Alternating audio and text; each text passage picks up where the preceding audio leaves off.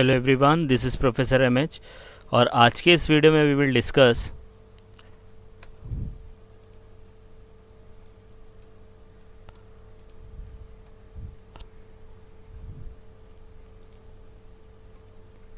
Lecture number 6. This is not 5, this is lecture number 6.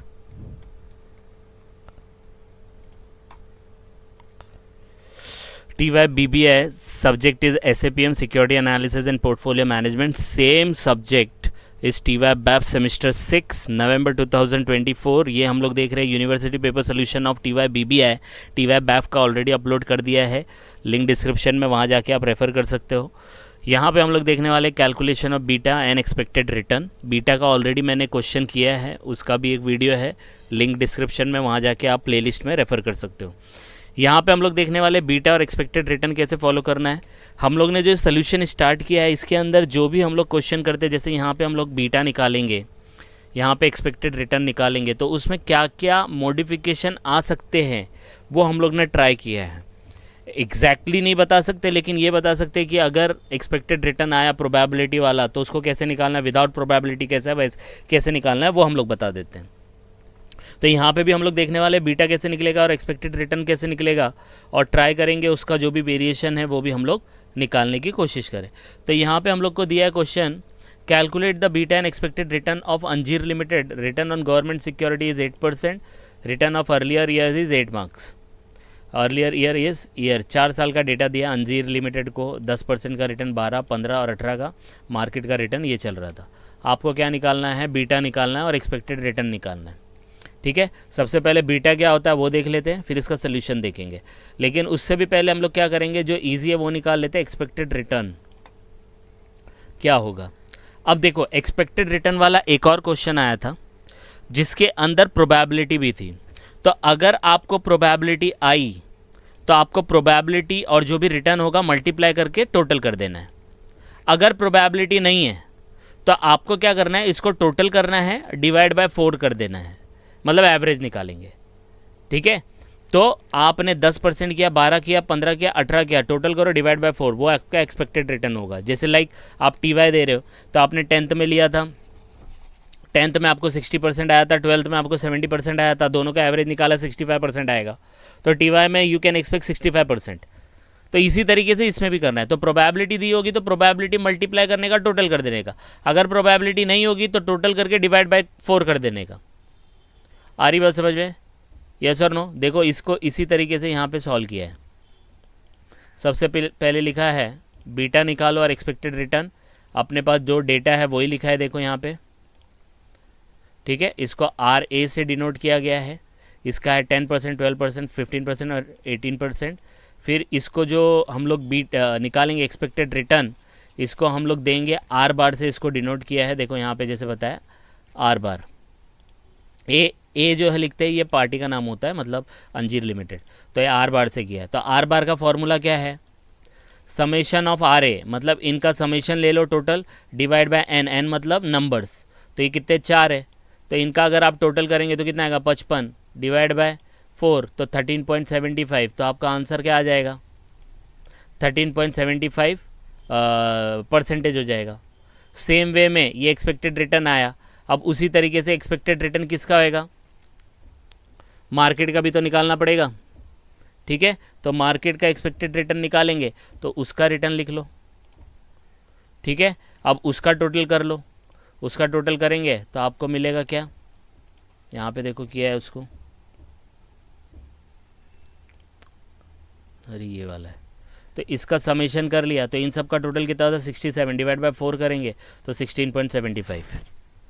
तो ये इसके एक्सपेक्टेड रिटर्न हो गए. तो ये तो एकदम ही सिंपल है ना. लेकिन अब निकालेंगे बीटा. बीटा जो सबसे कॉम्प्लिकेटेड लगता है, पहले इसके बारे में देखेंगे, फॉर्मूला देखेंगे, डिराइव करने की कोशिश करेंगे और फिर सॉल्व करेंगे. तो बीटा क्या होता है, बीटा मेजर करता है stock volatility relating to overall market. Market में जो चेंज हुआ उसका स्टॉक पे क्या फ़र्क आता है, उसको मेजर्स करता है, उसको बोलते हैं बीटा. तो it helps the investor to understand how much risk a stock carries in comparison to benchmark index like S&P 500। तो मार्केट, ये एग्जांपल दिया है। अब स्टॉक मार्केट में जो भी चेंजेस होता है उसका स्टॉक पे कितना चेंजेस हो रहा है वो बीटा मेजर करके देता है। समझ में आया? अब बीटा जो है फॉर्मूला क्या है उसका, थोड़ा कॉम्प्लिकेटेड लगता है। Covariance of return of company, return of market, मतलब कोवेरिएंस निकालो। कोवेरिएंस मतलब दोनों के बीच का वेरिएंस निकालो। किसका? पार्टी का और मार्केट का, दोनों का निकालना है। Divide by variance of market, divide कर दो मार्केट के वेरिएंस से। अब देखो डेरिवेशन देखो कैसा है। बीटा बोलता है कि मार्केट में जो चेंजेस होगा तो हमारे स्टॉक पे कितना पड़ेगा।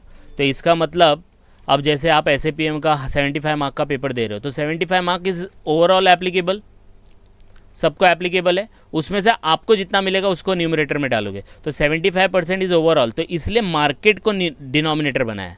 तो मार्केट का वेरिएंस कितना चल रहा है वो निकाल के इधर लिखो, फिर डिवाइड करो दोनों के कोवेरिएंस को, तो आपको बीटा समझ में आएगा। अब दोनों का क्यों कोवेरिएंस लिया है? क्योंकि दोनों का कोवेरिएंस लेंगे, नीचे वेरिएंस से माइनस करेंगे तो ऑटोमेटिकली रिस्क पता चल जाएगा स्टॉक का कितना है। समझ में आया? बस इसको कैलकुलेट कैसे करते हैं वो देखेंगे। तो RA का मतलब है रिटर्न ऑफ एसेट, RM का मतलब है रिटर्न ऑन मार्केट, कोवेरिएंस का मतलब है स्टॉक और मार्केट के बीच का, वेरिएंस का मतलब मार्केट का वेरिएंस लेने का। तो अब समझ में आया, कोवेरिएंस ऊपर लेने का और वेरिएंस नीचे लेने का, लेकिन कोवेरिएंस स्टॉक और मार्केट का लेने का, वेरिएंस सिर्फ मार्केट का लेने का। ठीक है, तो ये थोड़ा हम लोग ट्राई करते, थोड़ा फॉर्मूला है, थोड़ा समझने में थोड़ा मुश्किल होता है, लेकिन हम लोग ट्राई करते कि थोड़ा सा मतलब इसको सिंपल बना दे जिसका याद रखने में आसानी होती है। ठीक है, अब हम लोग करेंगे इसका सोल्यूशन। यहाँ पे मैंने वैसे कोवेरिएंस क्या होता है वो भी बता दिया है। कोवेरिएंस मेजर करता है two variable how they move together, क्योंकि कोवेरिएंस दो का पूछा है ना, अंजीर का और मार्केट का पूछा है, तो वो कैसे मूव करेंगे कोवेरिएंस वो बताता है। In finance it shows how the return of two asset, example stock और market, move relatively to each other. Market बढ़ा तो स्टॉक कितना बढ़ा, स्टॉक बढ़ा मार्केट कम हुआ तो स्टॉक कितना कम हुआ, उसको बोलते हैं कोवेरिएंस। फॉर्मूला क्या है? n minus summation of x minus X bar y minus Y bar, जहाँ पे x का मतलब होता है A और y का मतलब होता है मार्केट। ठीक है, समझ में आई बात? यस और नो? तो ये चीज़ें आपको ध्यान में रखनी है। ओके, तो अब हम लोग यहाँ पे फॉर्मूला दूसरा वेरिएंस का है। वेरिएंस यही, इसके बारे में मैंने बताया जो कि सिक्योरिटी एनालाइज करता है कि भाई अगर मार्केट में चेंजेस हुआ तो स्टॉक में कितना हुआ, उसको फ्लक्चुएट ओवर टाइम। इसका होता है sigma square summation of R minus R बार का स्क्वायर डिवाइड बाय n। तो यही फॉर्मूले को हम लोग को कैलकुलेट करना है, दोनों को डिवाइड करना है, आंसर आ जाएगा। तो देखो बहुत सिंपल है। सबसे पहला हम लोग ने इसको RA लिख दिया, ठीक है, और इसको RM लिख दिया। इसको मैं रेड से कर देता हूँ तो आपको थोड़ा विजिबल रहेगा। ये रहा।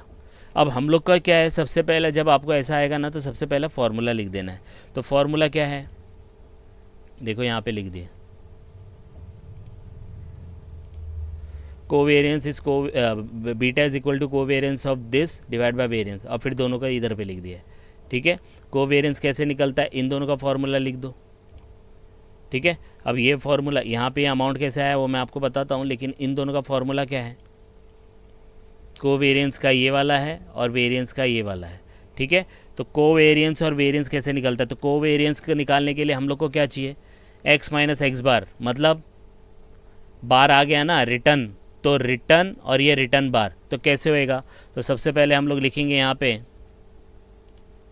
r माइनस आर बार, क्योंकि देखो ना यही तो दिया है, x मतलब ये पहला वाला फैक्टर, y मतलब मार्केट का, तो x माइनस एक्स बार। तो यहाँ पे हम लोग करेंगे r माइनस आर बार। तो r क्या दिया है, 10, 12, 15, 18 दिया है, इसमें से बार कितना है 13.75, तो माइनस करो। 10 में से 13.75 गया तो कितना बचा, माइनस में 3.75, 12 में से 13 पॉइंट गया तो कितना बचा, माइनस में 1.75, 15 में से गया तो प्लस का 1.75 जाएगा। ठीक है, 18 में से गया तो कितना बचेगा, ये बचा। ठीक है, तो देखो ये तो निकल गया, कोवेरिएंस निकाल रहे हैं हम लोग, है ना, तो ये वाला फ्रैक्शन आ गया। अब y मतलब मार्केट का, y माइनस वाई बार, तो यहाँ पे हम लोग दे देंगे दूसरा,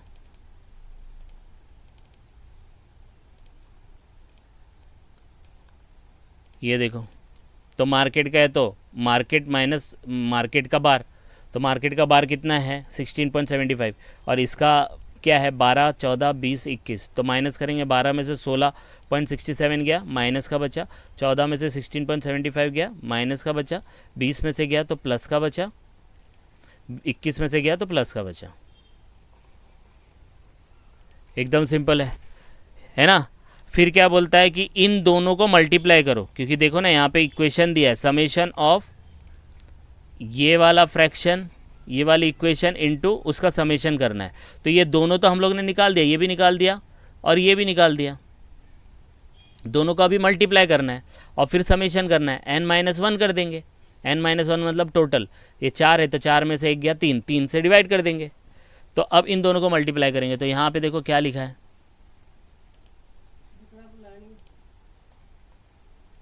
ठीक है, तो ये हम लोग ने यहाँ पे लिख दिया, तो दोनों का मल्टीप्लिकेशन हो जाएगा, तो इन दोनों को मल्टीप्लाई कर दो, ठीक है, माइनस में ये है तो ये प्लस में हो जाएगा, क्योंकि दो माइनस अगर मल्टीप्लाई होते तो प्लस में हो जाएगा, तो आंसर आ जाएगा कुछ ये। फिर इन दोनों को मल्टीप्लाई करो तो आंसर आ जाएगा कुछ ये, फिर इन दोनों को मल्टीप्लाई कर दो तो आंसर आ जाएगा कुछ ये, फिर इन दोनों को मल्टीप्लाई कर दो आंसर आ जाएगा कुछ ये, टोटल कर लो, ये हो गया 44.75। इसलिए देखो कोवेरियंस के सामने और डिवाइड बाय n-1 मतलब 3, 4 - 1 3 हो जाएगा, तो इसलिए देखो उसके सामने लिखा है 44.75 डिवाइड बाय 4 - 1, तो आंसर आ जाएगा आपको equal to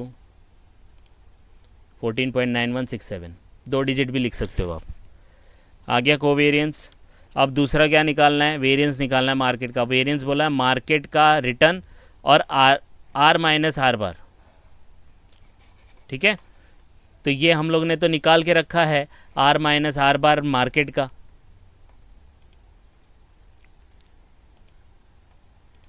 just a minute, है ना। तो अब R minus R bar market का तो मतलब ये वाला है, इसका क्या करना है अपने को, स्क्वायर करना है, तो स्क्वायर करेंगे मतलब उसको उसी से मल्टीप्लाई कर देंगे, तो मल्टीप्लाई करेंगे तो क्या आएगा -4.75 इंटू -4.75 प्लस का आएगा आंसर, तो आंसर आ जाएगा कुछ ये। फिर 2.75 को करेंगे तो आंसर आ जाएगा ये, 3.25 को करेंगे तो आंसर आ जाएगा ये, 4.25 को करेंगे तो ये आ जाएगा आंसर। मल्टीप्लाई करना है सेम अमाउंट से, स्क्वायर है तो फिर इसका टोटल कर लो। अब इसके फॉर्मूले में क्या है, डिवाइड बाय एन है, डिवाइड बाय एन मतलब 4 से डिवाइड होएगा, तो यहाँ पे देखो is equal to 58.75 divide by 4, ये वाला, और डिवाइड बाय 4 करेंगे तो इक्वल आ जाएगा क्या, हाँ, तो ये हो गया। अब इसके अंदर कोवेरियंस जो है वो अपना है 14.9167 है और ये वाला है, इन दोनों को अब यहाँ पे फॉर्मूले में रख दो, डिवाइड कर दो, तो डिवाइड करेंगे तो आपको आंसर क्या मिलेगा 14.9167 डिवाइड बाय 14.6875, तो डिवाइड कर देंगे आपको आंसर मिल जाएगा 1.02, ये आपका बीटा हो गया। तो देखो एक ही स्क्रीन पे कर दिया, इसका स्क्रीनशॉट ले सकते हो और इसको सॉल्व कर सकते हो आप। तो ये क्वेश्चन पूछा गया था 8 मार्क के लिए, तो आप इसको गो थ्रू करो, कुछ डाउट आता है तो कमेंट करके बता सकते हैं। And please like and subscribe for more videos. Thank you.